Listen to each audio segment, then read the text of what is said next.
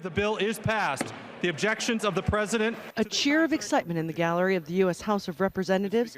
Families of the victims of the 9/11 attacks there to see the U.S. Congress say they can now sue the government of Saudi Arabia. Kathy Owens was in the crowd. She lost her husband, Peter.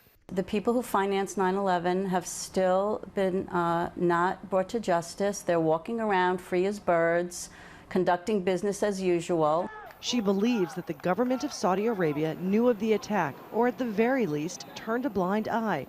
And for 15 years, she has been pressuring the U.S. Congress to change the law that kept her and many others from suing for damages. Are there any senators in the chamber wishing to vote or to change their vote? The Congress passed that law, but U.S. President Barack Obama vetoed it. Now, for the first time in his entire presidency, the Congress has overruled his veto. If the Saudi government had no involvement in 9/11, it has nothing to fear. But if it was culpable, it should be held accountable.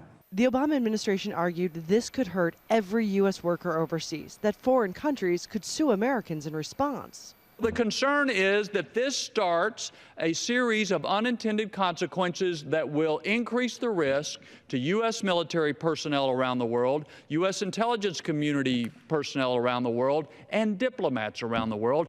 That didn't convince the vast majority, so now it is the law of the land, but with a catch.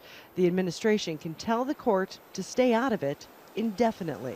And I think because the U.S. executive branch has expressed every interest in wanting to keep these claims out of court because of the diplomatic consequences that arise, I think we should fully expect that they will be asking the court to stay proceedings. As soon as proceedings have been stayed, they can in fact be stayed indefinitely, provided the U.S. government continues to say it's in good faith negotiations with the government of Saudi Arabia. The government of Saudi Arabia has always insisted it had no role in the 9/11 attacks. They had threatened to sell off hundreds of billions of dollars of U.S. bonds and assets if this bill became law. We were unable to reach anyone at the Saudi embassy in Washington to find out if they plan to make good on that threat. But because of the way this law is written, it's unlikely they'll have a reason to, at least for now.